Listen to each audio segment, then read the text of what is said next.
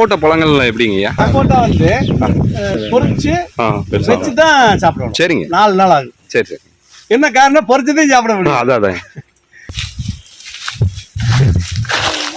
தண்ணீர் ஆப்பிள்ன்ற செடி இருந்தது, அதுல இருந்தது. அந்தந்த சீசனுக்கு அது இருக்கும். சரி.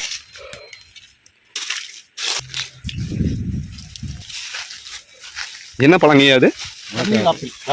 நீங்க சாப்பிடுங்க. அவருக்கு கொடுங்க. இதோட பெருசுங்க இது. எல்லாமே பிடிச்சல இருங்க. சாப்பிட்றதுக்கு தான் கடவுள் கொடுக்குது நம்மளுக்கு, இயற்கை. போடுங்க, நீங்க சாப்பிடுங்க.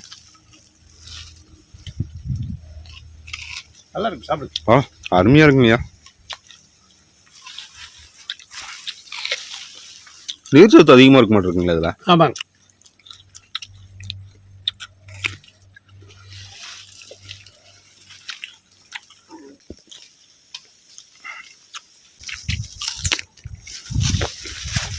இது அதிகமா கிடைக்காதுங்களாயா?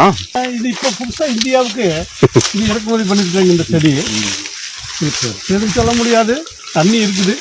பாரம்பரிய செடி இல்லைங்க இது. அது ஒண்ணுதான் பாரம்பரிய செடி இல்லாத இருக்குது. அது நிறைய காய்க்குது, எல்லாம் சாப்பிட்டுன்னு விட்டுட்டோம். அதெல்லாம் பாரம்பரிய மரங்களாகவே வச்சுருக்கோம். இது சீத்தாப்பழங்க. பழம் சாப்பிடலாம். சாப்பிடுங்கய்யா. இது மாதுளைங்க.